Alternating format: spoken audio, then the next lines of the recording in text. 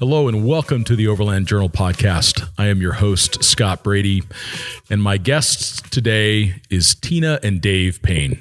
Not only are they good friends of mine, but they are also exceptionally well-traveled. They have also brought in some really interesting products into the North American market, including Frontrunner and most recently the C6 Outdoors Rev Tent. But what we talk about in today's podcast is really about their travels throughout the Americas as a family. They travel with themselves and their two sons in a Land Rover Discovery. So please enjoy my varied conversation with Tina and Dave Payne. This content is brought to you by Overland Journal, our premium quality print publication. The magazine was founded in 2006 with the goal of providing independent equipment and vehicle reviews, along with the most stunning adventures and photography. We care deeply about the countries and cultures we visit and share our experiences freely with our readers. We also have zero advertorial policy and do not accept any advertiser compensation for our reviews. By subscribing to Overland Journal, you're helping to support our employee-owned and veteran-owned publication. Your support also provides resources and funding for content like you are watching or listening to right now. You can subscribe directly on our website at overlandjournal.com. All right, hello and welcome to all of you to the Overland Journal podcast. I am your host, Scott Brady, and I am here with my good friends, Tina and Dave Payne. And we have spent a lot of time together in various parts of the world, including Africa. That's right. I forgot about that. We've traveled together as well. And you guys have an absolutely fascinating story, and I think so many lessons that can be shared with our audience. So I'm so grateful that you two are on the podcast with me today. So, well, thanks for having us. Thanks, Scott. Absolutely. And I would love to start it with you, Tina, because you grew up in South Africa. This is a place that so many overlanders aspire to visit. And in many ways, it was the birthplace of overlanding along with Australia.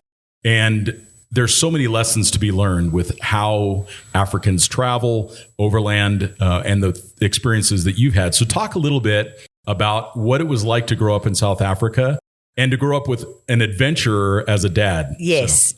So my dad is a big adventurer and loves the African bush. And so a lot of our vacations as kids were bush vacations, and rooftop tents and things like that were just something that was the norm. Yeah. And why did South Africans use roof tents? This is the thing that I think a lot of people don't understand. Why do you even use them to begin with? I think just the remoteness of the places you were camping. It wasn't this, in America, I feel like you have a lot of national parks and you're never, more than 13 clicks away from gas and everything else. With a rooftop tent, I feel like you basically had your daily driver become your RV. Yep. And so you could sleep there and you could set up camp in very remote areas and do primitive camping, which is a lot of what that was, because there are still places in Africa where you can go where there's no one. How much, I think what Scott's asking is, how much does it have to do with lions? I don't know how much it has to do with lions, to be completely fair. I think, if I look at how my dad used to go camping, he used to do a thing with 10 friends, would go for 10 days to the middle of nowhere in the Cocoa Veld or somewhere. And I think they just slept in sleeping bags on the ground. I mean, there's stories of elephant tracks in between the sleeping bags the next morning. So I don't know. I mean, I do remember also sleeping in a rooftop tent with my sister on one of these trips and waking up to like crunching, and elephants were eating in the trees that our tent was in. So I don't know that being up high was that different. You're at elephant mouth height. I'm at elephant mouth height. So luckily they don't eat people. I think you're right. And I think that that's part of the misconception is that South Africans use roof tents because of lions.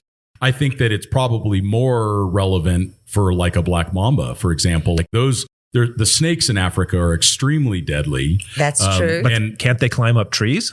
They can. I mean, I think also it was about the compactness of, it was a way to travel where you would sleep, you had everything you needed in one. I think having traveled to South Africa a lot due to my lovely wife, I think South Africans know it's nice, right? Like with food and with how to entertain with their braais. And I think they're like, if I'm going to go out and sleep someplace, I want to sleep comfortably. Yeah. I think the tent was a way to move a mattress around, the rooftop tent. And for us, I mean, I remember with America and rooftop tent camping not even being a thing. I mean, when we first had, I think Frontrunner was one of the first 2 companies to sell rooftop tents in America. Yeah. When we would go camping on the beach, I mean, people would come up to us and climb into the roof. They'd never seen anything like it before. But the downsides for me was if we went to a national park or we went camping, your campsite was not where your vehicle was. Yeah, sure. So you'd set up your campsite, but your fire and everything else was so far away. Unless you're dispersed camping. Then you can make your nice little compound. Yeah, and the beauty of the rooftop tent was the mattress. Yeah, it was like, okay, you're going to sleep comfy. You don't have to sleep on an air mattress. In the morning, they don't let And they're a little warmer if you're off the ground. Yeah. Those kinds of things. Ultimately, I think that's also how the Rev tent was born. Dave and I were like, well, what if you wanted to go camp by that waterfall right there, but now your tent is stuck on your truck and your truck can't go there? What if you set up camp and now you want to go 3 miles down the road to go fishing, but now you've got to put everything back together just to go down the road? So I think rooftop tent camping in South Africa was a convenient thing, and also because you were so far from anything else. Yeah. And now rooftop tent camping for me is all about the mattress. I'm all about the mattress. It's the reason to sleep up high is the mattress. I think that you make a good point, Dave. I think that when I go traveling with South Africans, they camp so much and it's such a part of their culture. Like I think about, Jess from Easy On or like your dad, Stanley. These guys have camped for decades and they kind of got it sorted out. They want to wait. They want a way to make a great barbecue or braai, like you call it. Yep. And they want to have a comfortable place to sleep. Yep. And also, you just never know what your campsite's going to be sometimes. And then you always know that your tent's going to set up on your roof. So I think that there's some flexibility with that too. But it is interesting that there are so many South Africans that don't camp in roof tents. They camp in ground tents as well. Yes. And they've got these really beautiful, canvas or thicker walls. But they travel with a cot. They do. Or, Yeah, no, I think also it's not a big deal to go camping. Yeah. Like I think we grew up with it not being other. It wasn't called overlanding. Yeah, what we were doing. And we were overlanding. Like Dave and I went on honeymoon and we went all through Botswana and Namibia. And we had a truck with a rooftop tent. Yes. And at that time, I mean, we're talking about nearly 15, 20 years ago. Yeah.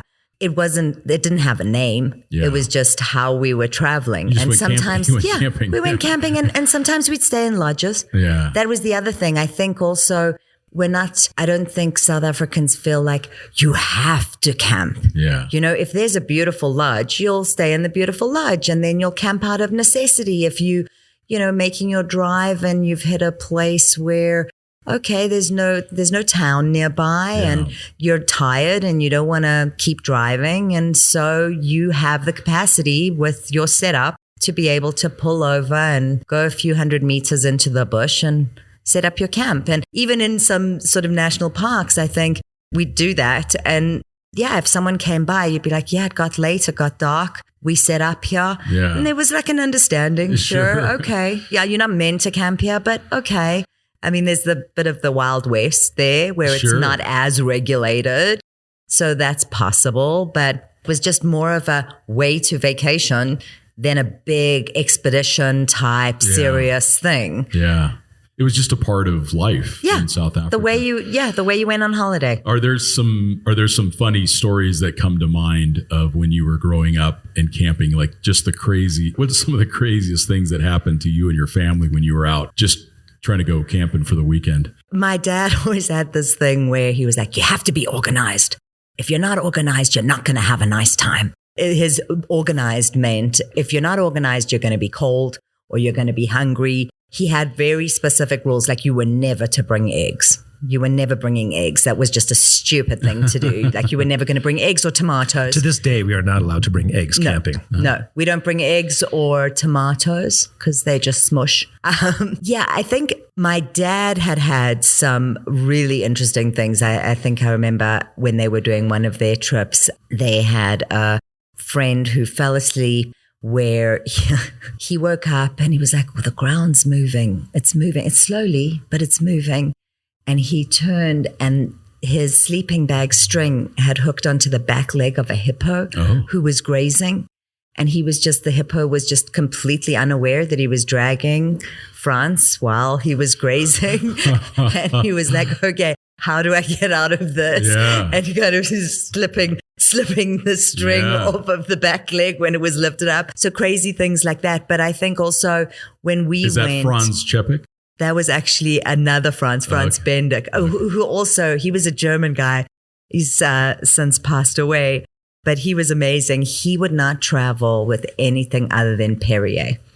So he needed his Perrier water. And this was back in the time when it came in glass bottles. And it would drive my dad crazy because he's like, who takes glass on a camping trip? You don't even take an egg. You don't take an egg. Who takes glass? So he had his, and this is a brilliant story. So they were up in the middle of nowhere. I think it was northern Namibia, somewhere like that. And they had camped by a river. And Franz was so excited because now he could take this bottle of Perrier and he could put it in the river and it could cool overnight. It was going to be spectacular the next morning. And he did that. And they woke up in the morning and some Khoi bushmen had come down and there were women who were just, washing things in the river. And she saw this bottle and she opens the bottle of Perrier and she sniffs it and she's like, oh my God. She pours the whole bottle out and fills it with river water and starts drinking. She was like, there's something very wrong with that water. That water is not good water. That's such a great story because it is so much about perspective. Right? Yeah. Yeah. So for her, it was like, why? But now that is very much an overland thing. Bubbly water, it is now a thing. Bubbly water, really? Yeah. It appears to be the Bendick case. would appreciate. He would appreciate.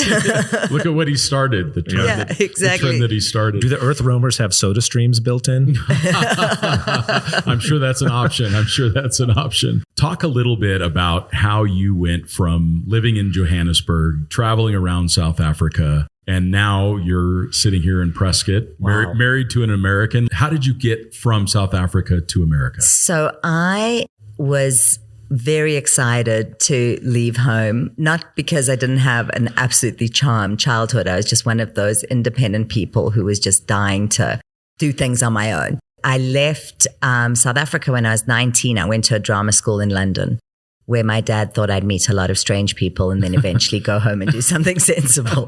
And then I landed up in LA basically for work. I'd finished my drama school in London and there was a director to meet here and I was meant to come for 2 weeks.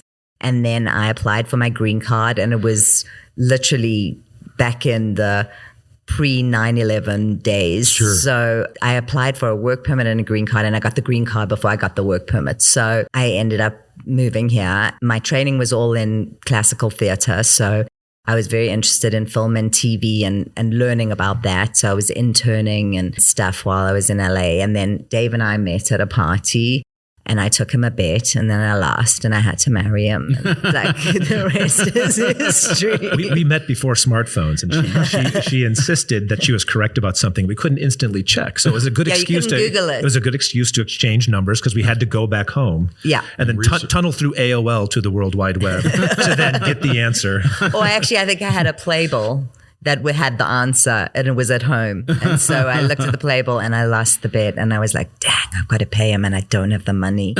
And I phoned him and I was like, oh God, he's going to think I'm going to want to date him and I don't know how to date. I was happy for her to work it off.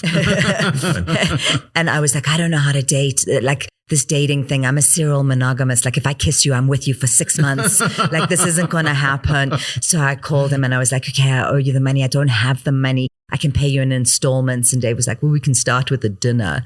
And I was like, okay, but it's not a it's not a date, it's a settling of a bet. And he was like, absolutely, I do not date actresses. So, so that's how that all happened. So I groomed Tina into becoming a producer. And then he married me. And then I married her. He wouldn't marry an actress. So the acting thing is so fascinating too. So talk a little bit about some of the acting that you did. So in the beginning, it was a lot of voiceover. I guess I was lucky you have a great voice, in my accent. And there was a big thing in a lot of the PlayStation games where they were looking for what they called like mid-Atlantic or transatlantic kind of accent. And so I did a lot of like PlayStation voices for games back in the day. Dave and I ended up actually making a movie together that I acted in, and Dave wrote and directed and composed the music. It was a horror film, and we had great success with that. And what's the name of the film? It's called Reeker. It's about a smelly monster. Okay. We did that. Yeah, I think during the process, I kind of realized that the acting part of it wasn't what I loved about acting. I think if you'd asked me at drama school, like, or told me that, you would, eventually not want to be an actor. I think as an actor, you're coming from inside a story and it's very sort of insular, and you're the character within the story. And when we made Rika and I got to produce, I was really excited by the fact that you could be involved in the whole story and you could put the whole thing together. Yeah. I also did have an acting agent in South Africa who always said to me, "You're too bossy to be an actress." And I was like, you are my agent, so it's not so good that you don't feel like I should be an actor because you're my acting agent. I think she was right. I didn't like other actors. I felt like people were so self-absorbed. I really found a means to be involved in. I think it also depends on why you're an actor. I think my initial wanting to go into acting was my love of storytelling. I love stories and storytelling, and I think that the producing gave me a much better, or sort of coming at the story from a lot of different angles rather than from just inside that story. Well, and you're really good with details, and you're good with coordinating people and finding. Yeah, and I love the people talent. stuff. Yeah, exactly. Sure. I love the people stuff. It seems like a natural transition. Yeah. Dave. Yes. Where did you grow up? I grew up in Chicago, made my way to Iowa for college. Okay. And then made my way to California because that's where movies are made or were made in the day. Yeah. And talk about your time making movies. I mean, it's just like, for me, I've never watched one of your films because a Harry Potter is an 11 for me. Right? So I cannot watch scary movies. I'll never sleep again. Is the problem. And horror movies are like marzipan. You're either in or you're out. There's no in between. Like, you either love marzipan or you don't. Yeah. There's no like, I can do a little bit of marzipan. Yeah, I rolled into LA on around midnight on December 31st. And in the neighborhood I was moving to, there was a film being made on a holiday, late at night. And it turned out it was Roger Corman's studio. And Roger Corman is known as sort of the king of the B movies. He's produced probably over 500 movies. And talking to some friends about what I was going to do for work, some people in the neighborhood, they're like, "You should walk over to the studio around the corner. They're always looking for people."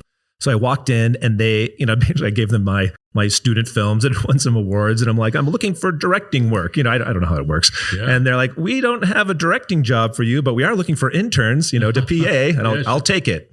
So I worked for free for a while, and I worked my way up through that company from working for free to doing craft service. When I did craft service, I would put the breakfast out, put some snacks out, then I'd take a 2-hour break and watch one of Roger's movies.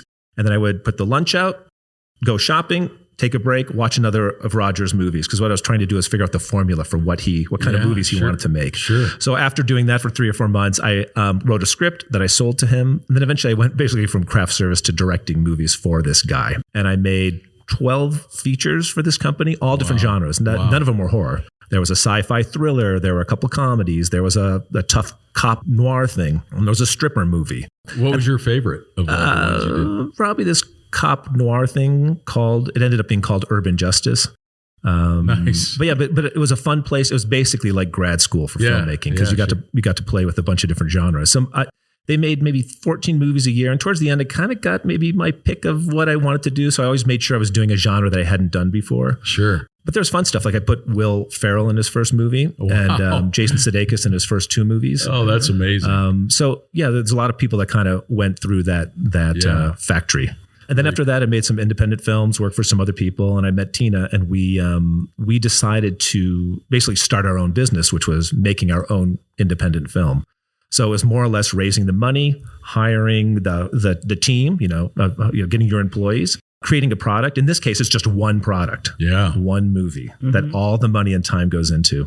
And it takes about a year and a half to get the whole thing done. Then you have this one product you have to sell. It's like do or die with the one product. You're all in. All in, the whole investment, all the investors, all the people, this one. And there's only like 7 people to sell to. So it's not even, the odds are so crazy. But we lucked out. We got in a bunch of big festivals. We were in South by Southwest and Tribeca. We did Tribeca. Anyway, we sold the movie. We made money. So we made a couple more independently and made money. It was good, but it was still super, super risky. Every time we did it, we were like walking on eggshells. Like this, we are not big gamblers that way. Right. And I think neither of us love the art of it enough to risk everything on it, like to risk the house and the livelihood. And, we wanted to have a family. We wanted to, well, how artsy are we that we want to continue taking these risks? And at that point, I didn't really want to work for anybody else. We had the independent bug, you know it, like it's an entrepreneurial thing. Yeah. You're like, how hard would it be for you to go to work for someone else? Totally unemployable right It would never happen, right? And you wouldn't do it. You'd rather just live out of one of your trucks than actually I'm just going to be homeless for the rest of my life. Overlanding, I'm sorry. Yeah, right. Yeah, exactly. Yeah. Same, but different.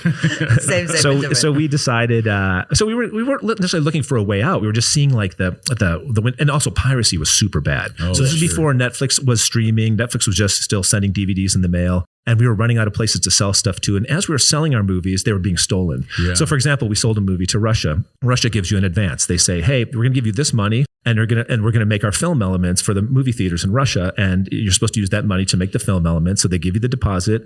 And then they call a month later and they say, stop making the film elements because we don't need the movie anymore. Like, what do you mean? They're like, well, you can keep the deposit, but it's already released here. Like this just pirated. Yeah.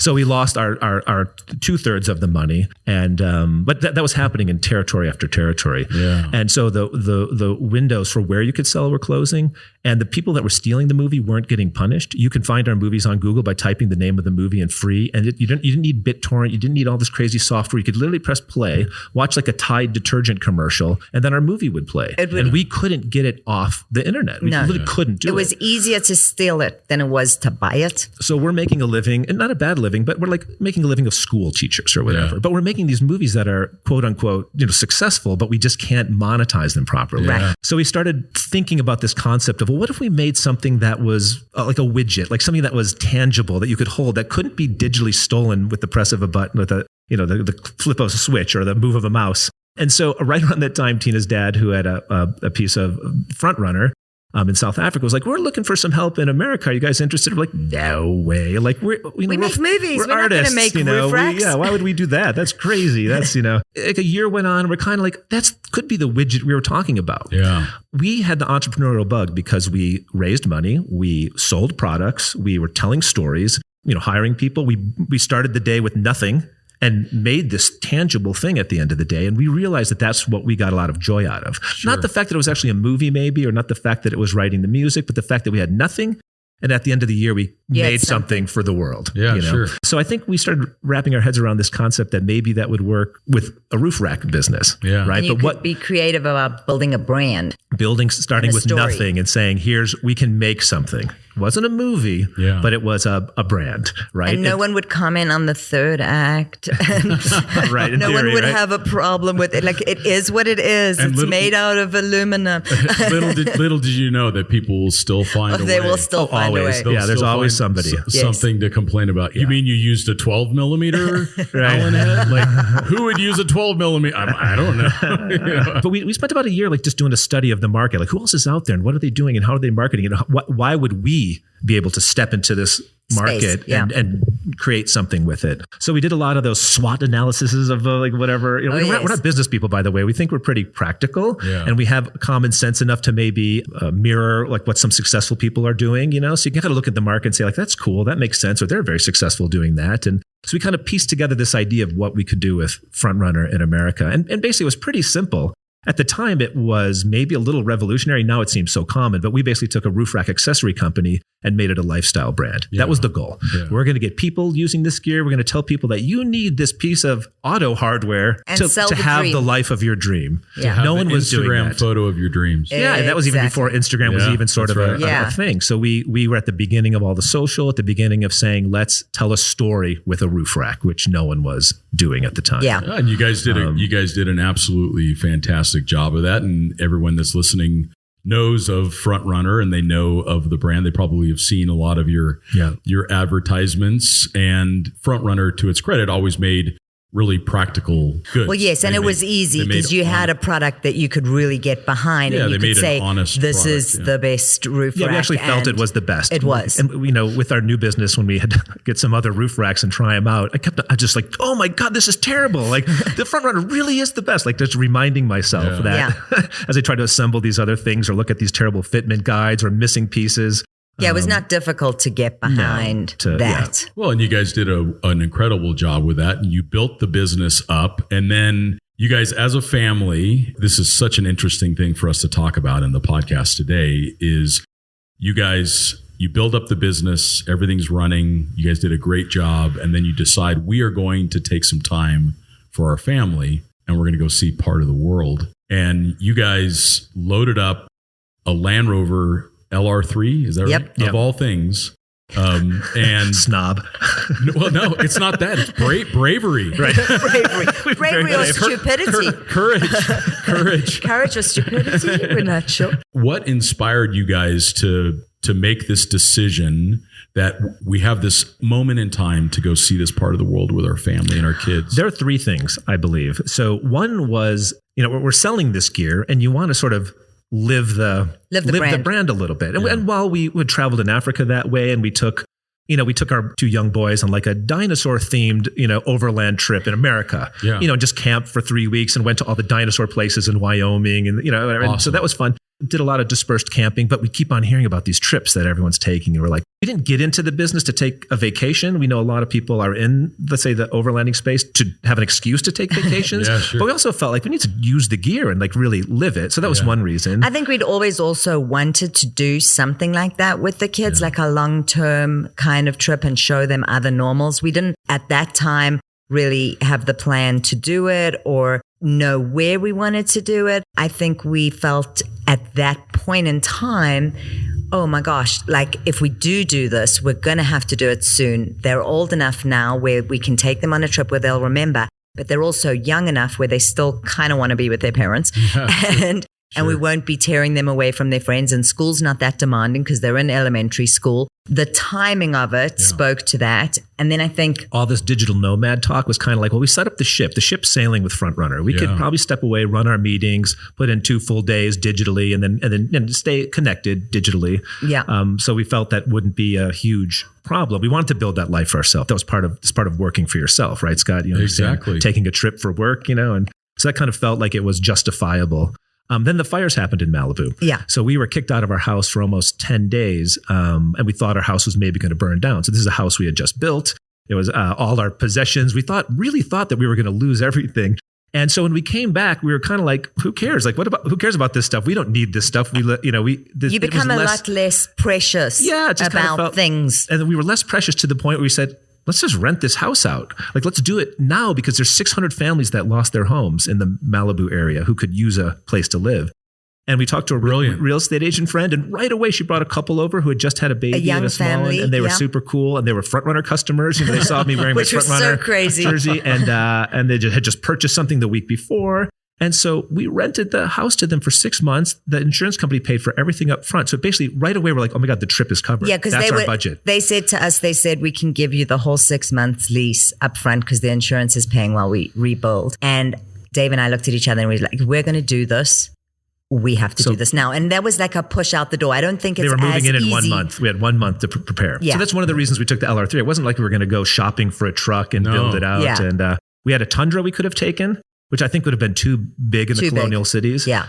We had a very old series. We would not have taken that. No, that's like driving a sewing machine. Fancy Scout that would not have made sense on the road. Yeah. And those were our choices. So the LR3 was the choice. And we had a month and we were like, let's go south. We're going to do the Americas and let's go south. I remember you said that you didn't know where you were going to go. We didn't really know. Go. No. And Dave had like picked out a couple towns along the way in Mexico and Guatemala and Nicaragua and Central America and then South America a little bit. Places we wanted, because we wanted to actually live in these places and not just pass through for a few days.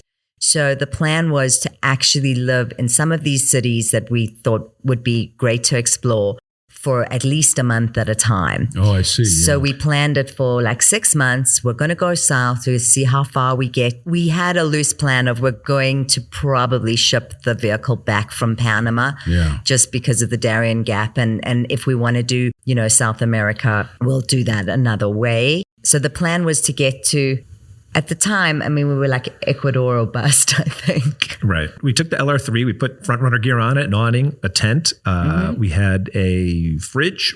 We had a toilet. We had expander chairs. We had a drawer system. We had our 4 duffel bags, our computers, some camera gear. And that was pretty much it. One of the drawers in the drawer system, they were locking. We had our computer and camera stuff, and one had camping gear. And we lived out of it just fine for 4.5 months was the trip. Yeah. So we lived in Oaxaca for a month, which is fantastic. It was the highlight of the trip. My heart is there. I think if you had asked me before the trip, like, where do you think you're going to, most connect with or love the most? And I had this sense that the further south we went and the more exotic it got, that's what would appeal to me the most. But having lived in Oaxaca, I have to say my heart is in Oaxaca. Yeah. It is just the food, the people, the culturally, colors, it actually got more music. It actually got more generic the further south you go. You end up in Panama and you're like, I'm in Florida. Yeah. So the best part is the closest to us. Yes. And it's the least sort of explored or almost known about or seems the most foreboding. Everyone will gladly hop on a plane to Costa Rica, but people aren't going to hop on a plane and go to Guanajuato which you should, or Mexico by the way. City or, you know what I'm saying? Like, so help people know where Oaxaca is in reference. So it's south of Mexico City, maybe about a 5-hour and it's drive. On the coast. Well, so Oaxaca is like a state. Big so province. Part of it's on the coast, but we stayed in Oaxaca City. Okay. That's where, what's the movie? Coco? Yes. It's sort of like that Pixar movie. Like if that's basically where it took place. It's like Coco. It's where it's the fountain of all the culture in Mexico. It's all the great food, the mezcal, amazing. the mole, the nieves. They have this ice cream there that is off the hook nuts that doesn't exist in America. It's street ice cream. It is unbelievable. We figured our tour was all about the people and the food. Yeah. The camping was like almost a second or a third or a fourth even, as a priority.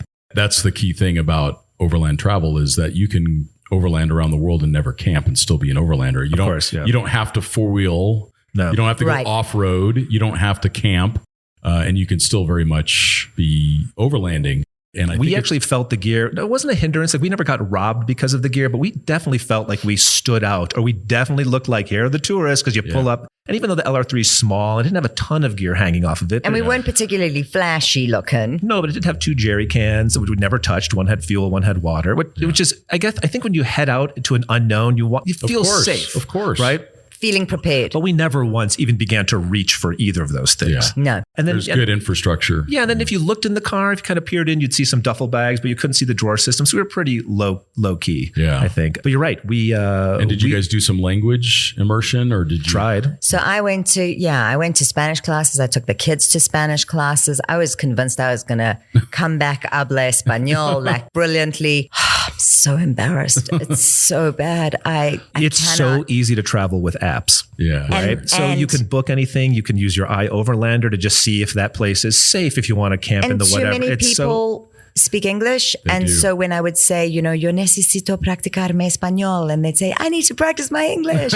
And you're like, no. And you default to the easy thing, which is English. Sure, English, yeah. And it's so easy to travel in a bubble. So the important thing for us is how do you get out of the bubble? Like how do you just not stay with like us and our kids in our little car? And how do you get out and it's hard to try to actually meet people because you are a tourist. Yeah. Right. So you can't go to the museum and like befriend the ticket taker at the museum and have them invite you over for dinner because that's actually what you really want. Yeah. Right. Yeah. So it's important for us to kind of figure out a way to meet people. And what helped that was the duration in the places, right? So that if you're there, not just for a few days. And like in Oaxaca, we were staying just in a little neighborhood outside of Oaxaca City. And we had met this family that was the extended family of the guy who was owning the Airbnb that we had chosen. And this Airbnb was this beautiful little hacienda that he was from Oaxaca. He had met a girl who was American. They lived in Washington State, like outside of Seattle, and had this beautiful family home that he'd built there. But when we arrived, it was his sister, her kids, his brother, the grandmother. Everyone was there when we arrived at the Airbnb, and they became family like a host friends. Family. And we would have barbecues at Chamin's house down the street. And he introduced the kids to the cultural center where they took trumpet classes or marimba classes or art. And we got to be immersed in this. And I think that's a large part of why my heart's in Oaxaca, is because I feel like I have family there to a degree, in that they were so welcoming. And it also reminded me a lot of the South African mentality. Like South Africa is a place where I really feel like people open their homes to strangers. They do. And you don't have to call ahead, or, you drop in on people in South Africa and that's just completely expected. And you can, drop in and people can drop in on you. And I felt like Mexico and Oaxaca particularly had the same, it felt very much like home to me. Yeah. Because and of that. The family structure there is so impressive. It's so impressive. And then it's also that whole sort of mother to one, mother to all. So, you are instantaneously family. Like I remember Jack had his 11th birthday. Our oldest had his 11th birthday there. And Chamin came over and he was laughing at where I had put the piñata. And he was like, no. And he went and like tied it to a lamppost and stood on the roof. And he was like, that's not where you put the piñata. And he was like, oh, and what a gringo party, just the one piñata. He's like, a Mexican party, we've got like 10 piñatas. Like, what's wrong with you people? And they were super embarrassed because we purchased a flan and we love flan. We couldn't find a place to get flan. And Tina found one at a Walmart. And then our sort of friend host family, they were very judgmental. Yeah, we didn't ask them where to get the right flan. So somehow we ended up at a Walmart. And then I got one at the Tlacolula market. Is that the one that fell out of the fridge? Yeah. And it was so sad. So yeah, like I said, our trip was based on food and food disasters.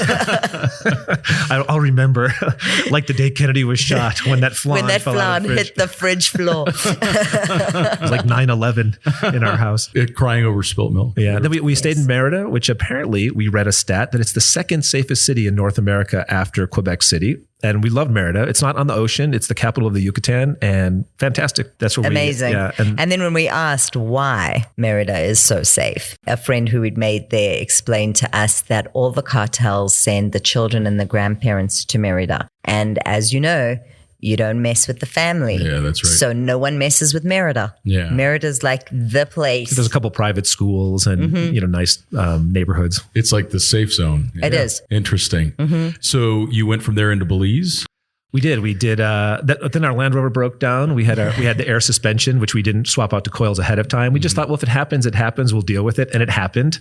And we were stuck riding with the truck, on the stumps or whatever. It was not comfortable. But Belize, which we didn't love. It felt not scammy. We know the stories of like McAfee and like it just felt like everyone was running from something, and it didn't. It was very strange. We didn't go there to dive. We didn't snorkel. We didn't do any ocean things. We were inland a bit. But it's also a country surrounded by Latina countries, and yet they speak English there, and that's the language. And they do transactions with the dollar. Yes, and it just didn't culturally, I didn't know, like you couldn't glob onto like, what is Belize? Yeah. It felt very touristy almost. It is. And it was just strange. Like a lot of like women in like burlap blondes with blonde children, and a lot of Mennonites, a lot of orphanages. It was just a weird culty. Country. It felt culty and it felt strange. Well, we met a cool Land Rover guy from South Africa who had a shop who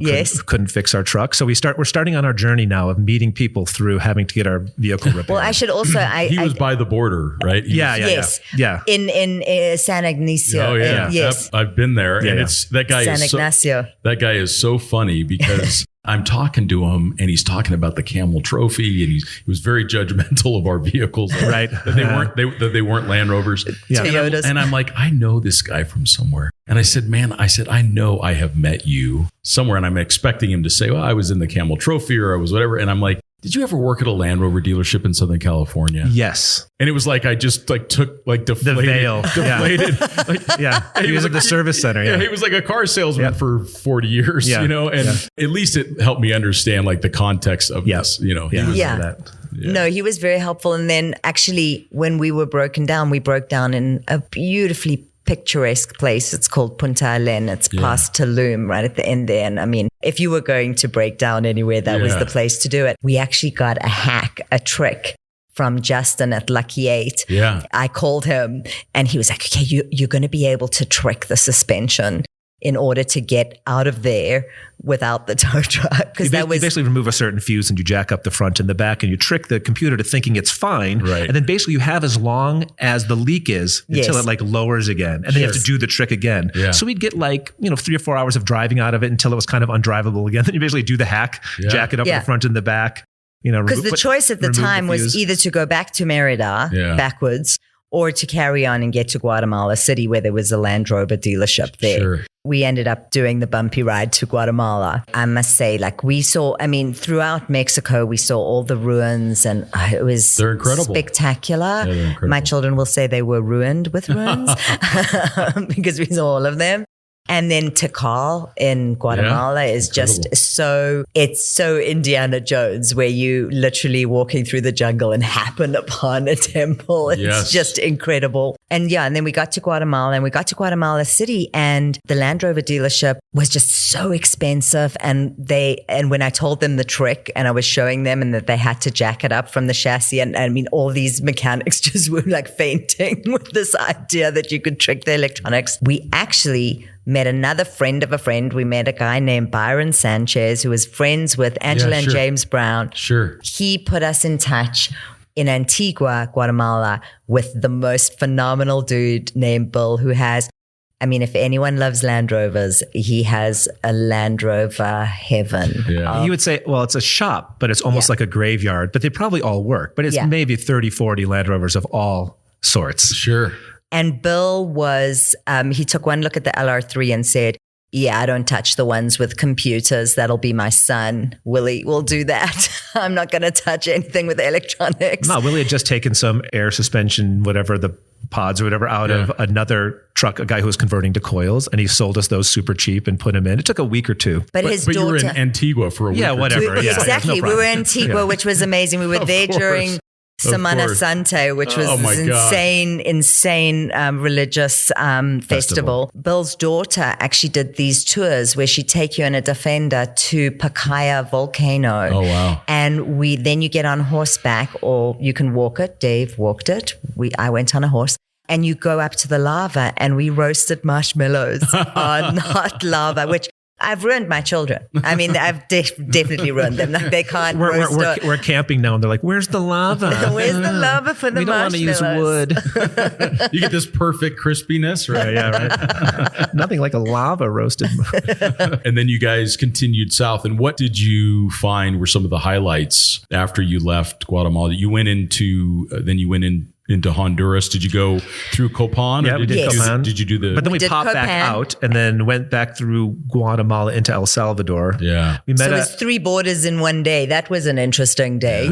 So if you wanted to drive from Los Angeles to Panama, it's like a little bit further than driving from Los Angeles to New York City. Yeah. So you could probably do it in 3 or 4 or 5 days, if you were putting these 8-10 hour days. But we always tried to keep the days to 4 or 5 hours. We didn't want to make it like we're doing this long haul trip. Expedition. We always tried to drive in daylight. We never did a from city to city at night. Never. We just were like, there's no reason to. There's no point. We found that was our biggest day. It was an 8-hour day, which for us at that time, that was huge. To get through the 3 borders the in and out. And in El Salvador, we stayed in El Tunco.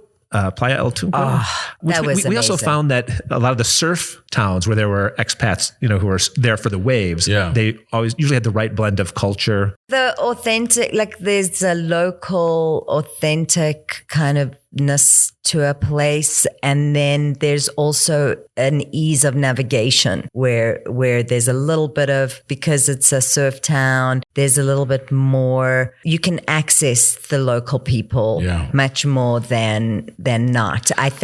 I don't know that we'd have the same opinion of El Salvador if we weren't in this little surf town. Yeah. So we're at this hotel and we're out by the pool, and a guy runs to the pool and he's like, "Who has the truck with the California plates?" Like speaking very really proper good English, but he's El Salvadorian.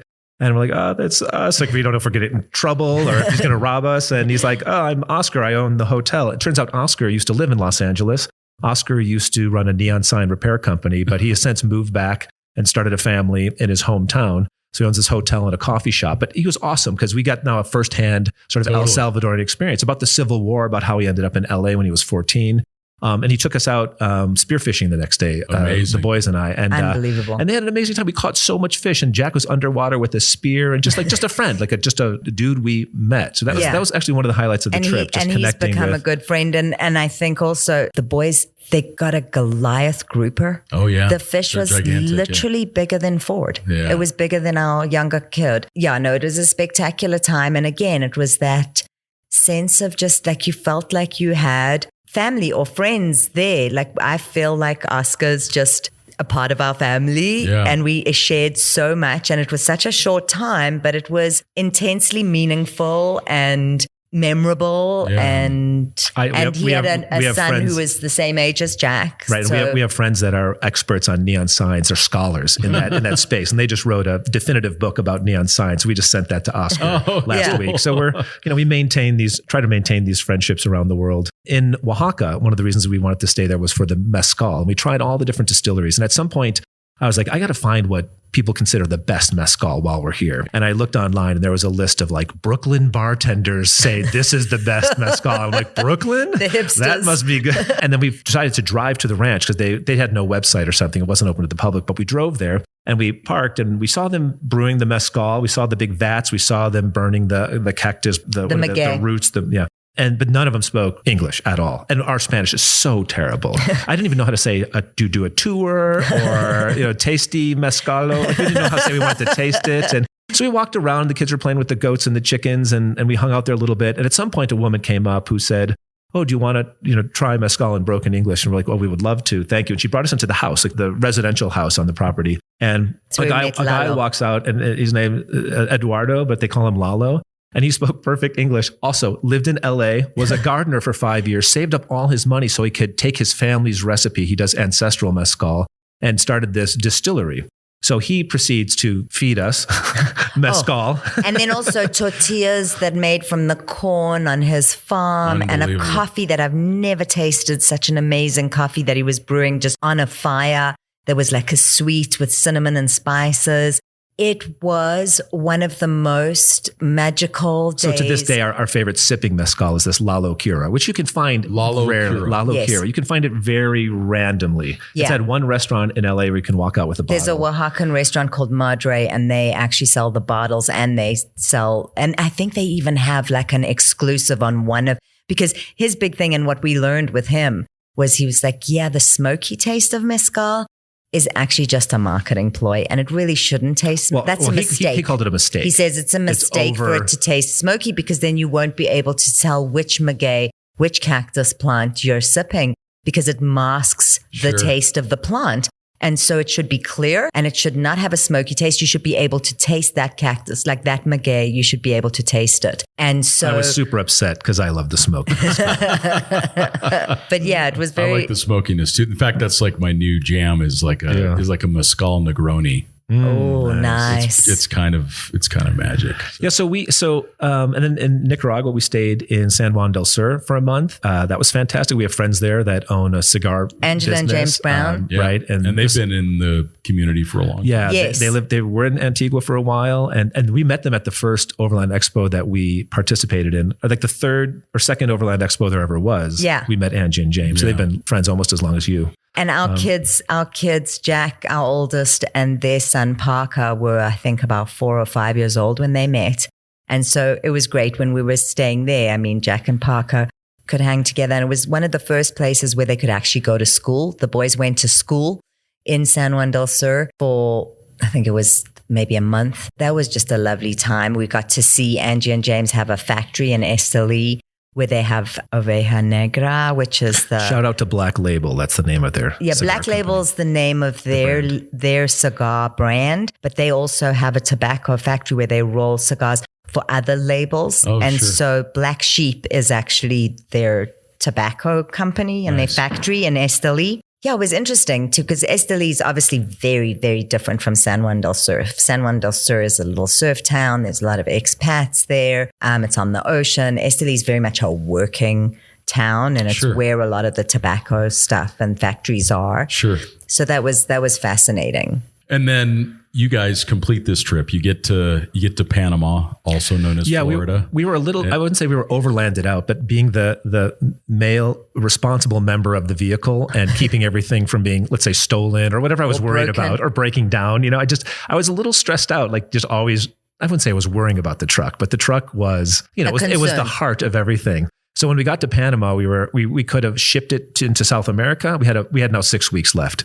Or we could have shipped it back to Los Angeles. And the prices were kind of the same to ship it to South America or ship it back. And we just felt at that time, let's just bail on the truck. Let's just finish. Let's just, the things we wanted to see in South America were kind of far apart also. So to do that sort of in an overlanding way, we would have needed another 3 months. Yeah. And we only had 6 weeks. So we didn't feel like we would be able to see everything we wanted to see in that time if we were driving it. Yeah. So we also, I will say this, Panama was a huge surprise to us. I did not think I would like Panama. I did not, I loved Panama City.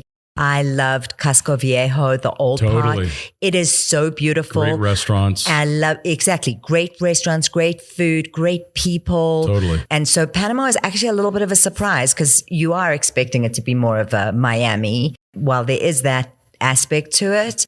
And it's very easy to navigate, of course, because of that. But at the same time, I think it's very Western. So after 4.5 months of not being in a mall or something, suddenly that was like, oh my God, a mall. They're like really they're squared away. I mean, the Panama Canal has to be organized and squared away. Right. And I think that permeates through the society in that region of Panama. It's just pretty squared away. We took the old-timey train from Cologne to Panama City. It was fantastic. We were the only ones on this turn of the century train. It was the train that was more or less built to go along the Panama Canal. It was magnificent. And it was great. And then Panama, we'll go back to Panama. Yeah. It's easy to get around and there's pockets you can get lost in, like the Bocas del Toro region in the north part. It's fantastic. Yeah. And so we decided to fly into South America. We did Cartagena, we did Bogota, we did Lima, we did Cusco, we did Machu Picchu. We had a great time in Ollantaytambo, which is a little village near along the it's like a train stop away from Machu Picchu. Right. We ended up spending an extra few weeks there. We really enjoyed. We were meant to be there for like 3 days, but this town, it has running water like through the whole town all the time. In the streets. It's like little, I don't know, aqueducts. It's the only Aztec village that's like still pretty much happening as working village. Very, very narrow streets. Cars can't fit in them. All cobblestone. And also we met someone there. And then because we befriended Wendy, it felt easier to stay there. So Wendy is an American who came there in the 70s and started a little backpacking tourism business with her husband. And she owns the kind of the fancy hotel that's built into the train station. Yeah. So Wendy was fantastic. She's an artist now, and she lives in Lima most of the time. But her son has an amazing restaurant in this little town in the Sacred Valley, which Ollantaytambo, and it's called Chuncho, and it's all authentic home style Peruvian food. Wow! Because what would happen is because everyone's going to Machu Picchu, a lot of the restaurants in this little town would make pizza, terrible pizza for the tourists. And her son was like, we all go home to these amazing Peruvian home-cooked meals that our mothers make. Like, why are we feeding these people pizza? Yeah. We should be showing them that food. Yeah, sure. And that was what was amazing about his restaurant. And yeah, they have a distillery in the hotel. They have a little farm and a school and a distillery. And there's a guy making gins and things, but from Andean plants. Botanicals, sure. Yes. So it's all like indigenous ingredients. Yummy. And he's making like a mock gin or a mock. It's unbelievable what these people are doing. They're so special, just amazing. Special. Yeah. Let me ask you, a trip like this with your family is usually pretty transformative. So what did you feel like that you guys learned as a family at the end of this? What did you take away? Well, what was really interesting is when we got back 6 months later in California, we had lockdown for COVID. Yeah. So Dave and I looked at each other and we looked at everyone and we were like, no. We've done this. We've done the homeschooling. We've done the close quarters and family time. We're like, no, because when we got back, everyone said, you know, how was it in such close quarters for so long and the homeschooling and everything else? And we didn't know we'd get to say, you'll see for yourself without the exotic travel. It's not all that. In hindsight, we wouldn't have done the homeschooling. So we were very like structured, like, all right, they have to follow along with their friends back home. They have to get through with this math by this week. Khan so Academy. A lot of the days were pulling aside where there was good internet and just having them get through their homework and making sure they were reading stuff. And there were fights and tension and just sort of like which in hindsight, like a lot of the days couldn't start until they'd finished their schoolwork. And really, we should have tossed that from the start. Like they were learning way more, of course, that they would have in a classroom. They would have caught up just fine. My advice would be like, just ditch the school side of it. The school's just a part of their life education for that amount of time, for 6 months at that stage. I mean, 5th grade and 2nd grade. You know, if they can count to 1,000 and read a book, like just get over yourself, they'll catch up, you know. And so I think we would have ditched that. I also feel like, because, you know, we also got to do the Amazon, we got to do the Galapagos, things on people's bucket lists and our own bucket lists. But what happens is I think while you're doing it all at once, you become super complacent. Yeah, like we're like, oh, another beautiful colonial town, or we were sitting in the Galapagos and I'm like, guys, we're in the Galapagos. Like most people, this is the destination. Like this is part of our trip, but this is the destination. Like we need to, you know, savor, we're in the Galapagos. And so I think even my advice would be, why do it all at once? Yeah. Maybe it's better, you know, in America with kids, they get 3 months off during the summer. Go live somewhere for 3 months at a time back. Each year. You could go and really take advantage of a place for a good month or 2 months or 3 months and not have to, because even though we gave ourselves the time of staying in these places for longer than a month, I think you probably get more value out of breaking it up so that you're not just getting complacent or it's not special enough. I don't know. How would you explain it, Dave? No, that's good. Yeah. Okay. Yeah. You guys you've been together a long time and you've traveled together a lot. Tina, what do you find most impressive about Dave as a traveler? What have you learned from Dave? Well, that's number one. That was an amazing thing. I think I'd never really thought about it, but looking back, wherever we were and whenever we decided we were moving on, Dave and I were never at odds that way. Like we were both ready to like, okay, we're done here or we're on to the next thing. It was never like, oh no, I really want to stay much longer. Why do we need to go? We were totally in sync, I think, the whole trip. We always felt like enough time was spent where it was spent. Dave is an incredibly mature and patient human being. And I have none of that. I am the most impatient person, I think. But that's the joy about traveling with Tina. She's not afraid to ask questions. If there's a line, we were in Paris once and there was like, we were going to Notre Dame or something. There was like one really long line and then one really short line. I walk right into the long line. I'm like, this is where I belong, the long line. And Tina's like, why would we don't even know what the short line is? Let's go to the short line. And I'm Mr. American nice guy. I'm like, I think we should stand in the long line. We go up to the short line and it was just a short line. But literally it was like there were 400 people in one line and 5 in another. And And a lot of people would think, well, that is for special people. Right. The 5-person line is for the people who have the tickets that are more money. And I just know that my I'm travel special. sense is like, I belong in that line. And Tina believes she belongs in that line. I'm and actually, special. that's a metaphor, or it's a real story. But I'm saying she's easy to travel with, in that she's happy to not cut in line, but get to the, don't be a lemming. Yeah, exactly. Yeah, don't be a lemming. Like, you don't have to follow. You don't have to follow. You can try something new. And then I think that's also, like, we would always find like amazing, like, this is the best taco place, or this is the best place for flan, because I'm just never afraid of the hole in the wall. In fact, that's actually the attraction. Mm-hmm. Like, if it looks too sort of, there's not enough locals in here, that food's going to suck. Yeah, that's right. It's the truth. So I think we complement each other that way. And I think that's why we work together well, is because we are so different. I shoot from the hip. To answer your question, Scott, about what have you learned from Dave? Oftentimes, sleeping on it is a really good idea. Sleeping on it is a really, really good idea. Any big decisions. Yes. Just give it the night.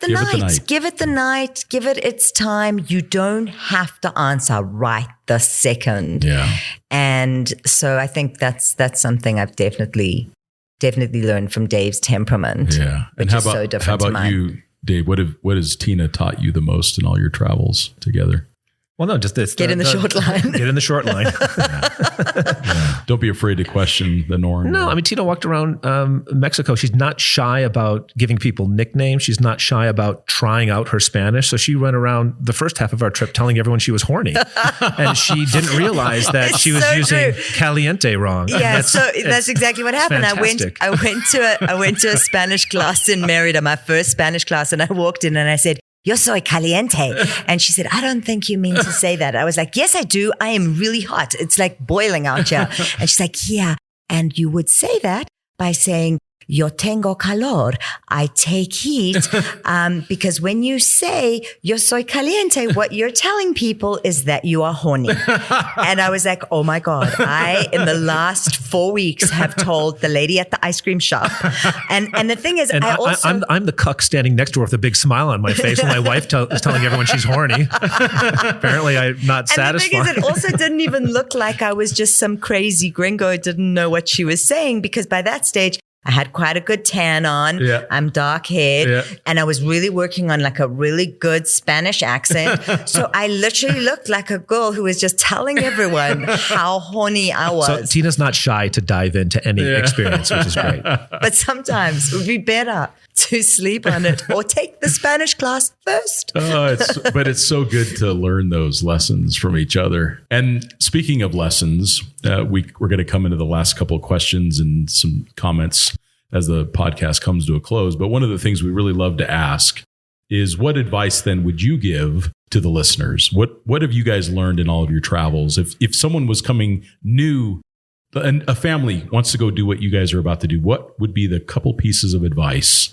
that you would tell them? It sounds like don't worry about the schoolwork too much. Yeah. There's that. And I would also say to be open and optimistic, and we had a lot of questions during the trip. Oh my God, you're taking your family through Mexico. How dangerous. Isn't it dangerous? We were never met throughout the trip without hospitality and warmth. Yeah. That's how we were met. And I think it has a lot to do with also your attitude to it. If you're going to be skeptical, if you're going to be really weary or leery, or if you're going to be super flashy. I mean, Dave and I joke all the time with some of these enormous rigs. I'm like, some of those countries, I don't think you can go there because they're going to think you're coming to take over the country. I mean, you literally looks like you're invading. Half the trucks we saw at Overland Expo, I'm like, Nicaragua wouldn't even let that into the country. No, that just looks like you're overthrowing the government. You can't take a drone into Nicaragua. You can't take one of those trucks into Nicaragua. Yeah, exactly. And I think that openness gave us all the meaningful experiences we had, was that we were not afraid, and there was nothing to be afraid of. Yeah. I mean, of course, be sensible. We didn't drive at night. We didn't need to go and spend 3 days in Tepic or in places that, have a reputation for. Yeah. But I saw a good one on Facebook while we were traveling. Someone said, is it safe to drive through Mexico? and someone said, "Are you joining a cartel?" Because if you're not joining a cartel, yes, it's super safe to drive through Mexico. Yeah, so I think that would be my advice: is you just need to get out the door. I know how hard getting out the door is, and we had that push with the fires. Yeah. There's no perfect time to buy a house. Mm-hmm. There's no perfect time to have a kid, and there's no perfect time to just start driving. Yeah. I mean, you're never going to get it all lined up. No. You just got to know that, like, I mean, maybe if you have children, you have to know that if they're a little older, if they're in high school, they're not going to want to sit in a vehicle with you. Yeah. The trip that we did some off-roading stuff, but we never purposely planned on getting lost. You could do it in any vehicle, any two-wheel drive vehicle. I mean, we drove down to La Paz. It's all paved. We got on a ferry to Mazatlan. The ferry will take any vehicle. Yeah. Mexico is all paved. I mean, every road you need to get on between all the major cities.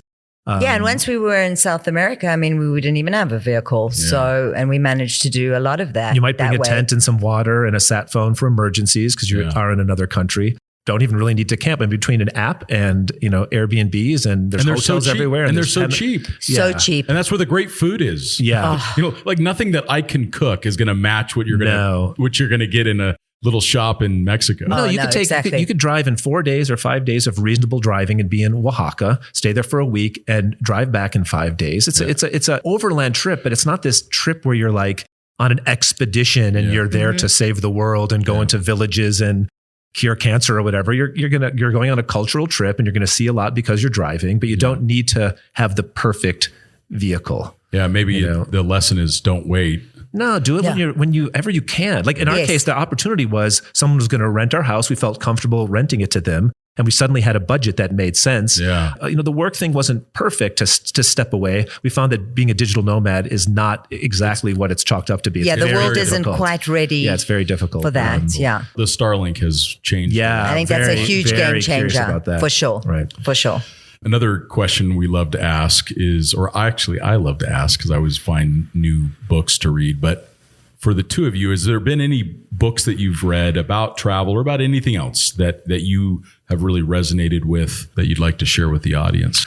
If I'm traveling to a region that Paul Theroux's written about, I'll read one of those books. So when I met Tina, I think even before the first time I went to Africa, I read Dark Star Safari. And I've been obsessed with this idea of traveling from Cape Town to Cairo by vehicle. And we've almost gotten close to figuring out that we were going to do this trip.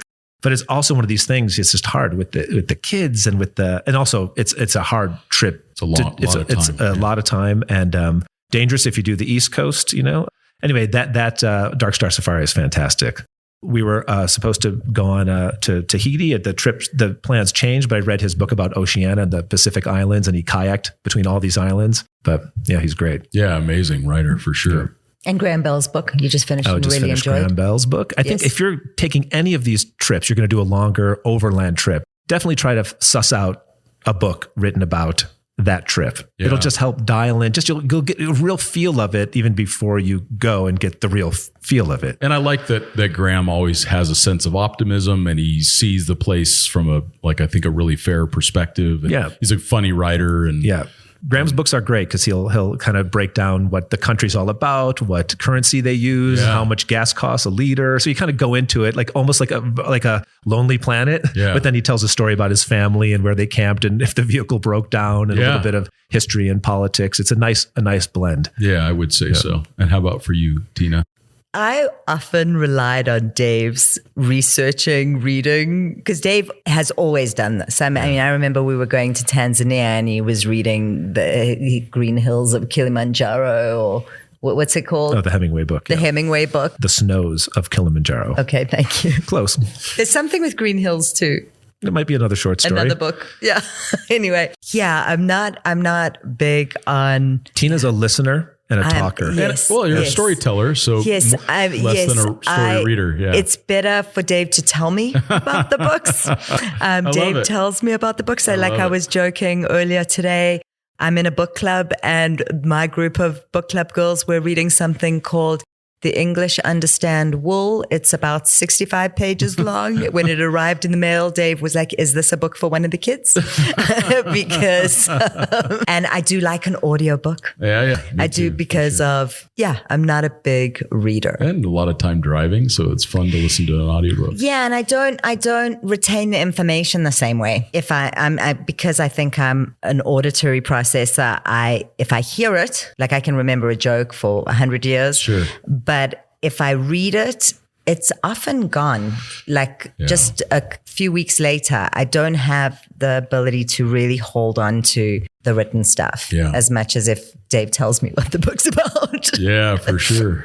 In these podcasts, it's we intentionally avoid talking much about what you guys do professionally, but I think that it is important to talk a little bit about the tent that you guys have come up with. And I think the way that you guys relayed the story to me is that you've camped in all of these different ways, roof tents and ground tents and sleeping in the vehicle and everything in between.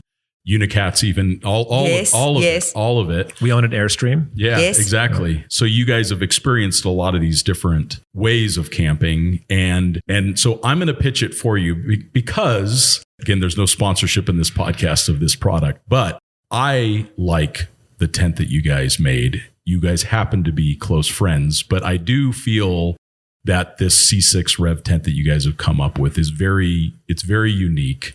It can be used as a roof tent. There's an accessory that you guys produce that allows it to be used as a fold open roof tent on a rack. It can be attached to a full length rack like a front runner rack. It can be used in the back of a pickup bed. It can be used on the ground.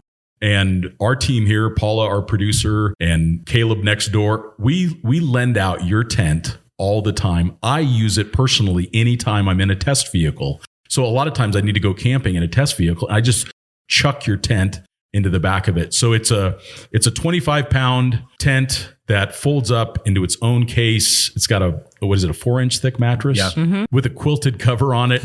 It's $800. I think it's a really unique product. We've done a video on it. You guys can check it out on our YouTube channel. Talk for just a quick second, because again, we don't want this to be a sales pitch, but what inspired you guys to make this? Because it's accumulation of a bunch of experience. It was just traveling for 8 years with a traditional rooftop tent. And we like anyone, when you're camping and you think you're smart, you're just like, wouldn't it be great if, and you just have these ideas. And at some point when we started having relationships with factories overseas and started finding some good factories, we just thought, well, let's just for fun, see if we can make this dream tent. I think also, if you think about what is a tent used for, primarily, there's like three things. It's a shelter, it's for privacy, and it's for sleep. Yeah. And I think Dave and I thought, wow, everyone has really addressed the first two, but no one addresses comfortable sleep in a tent.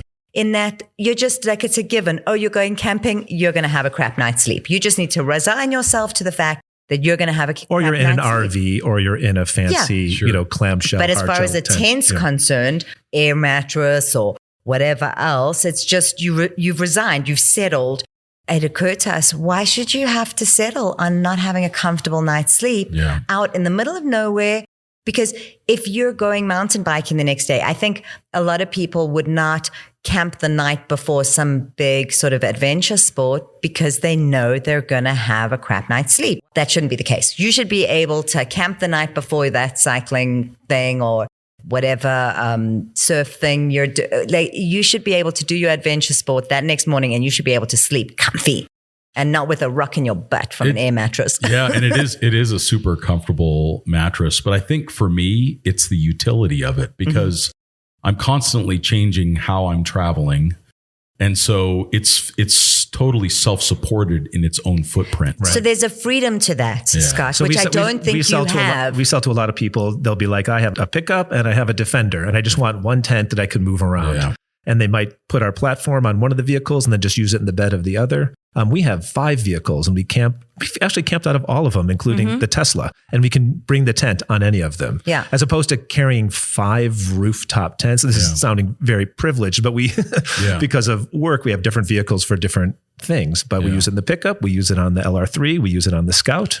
And frankly, I don't mind sleeping on the ground. as long as I have that 4-inch mattress. Yeah, and I think it's worth people looking at because I think that you guys have taken a risk as a family to make a product that I think a lot of people in the industry can use. It comes from a place of a lot of years of travel as overlanders. You guys have been a member of the community for a very long time. For those that are listening, this is a small business. Dave and Tina own it themselves. They've put all of themselves into this. So I just have a lot of respect for people taking that kind of risk. And it's a product that I use. So this ended up being a pitch, and I didn't we appreciate the kind words. Thank you, I didn't mean it to be that way, but it is a product that I appreciate myself. So I just want to congratulate you guys. Well, thank you. Thank you. We're chugging away. You took the short line. You guys decided you aren't on the short bus. You took the short line. Right. Yeah, we took the short line. Sometimes it feels like the short bus. But you guys took the risk. And you put your heart and soul into creating something, and I just have a lot of respect for that. We are always reinventing, keeping it interesting. Yeah. Well, and we're so grateful that you guys were on the podcast today. Thanks for having us. We're so glad to finally be here. I listen to every episode. So it's nice to be in the chair for once. Yeah, and we've had so many wonderful adventures together, including that first trip that we did together in Africa, which was just absolutely magical. And we'll do it again. And the Grand Canyon one. Yeah, that was another really wonderful. That was spectacular. Wonderful adventure. So thank you both for being Scott, on the podcast. Thank you, Scott. And we thank you all for listening, and we'll talk to you next time.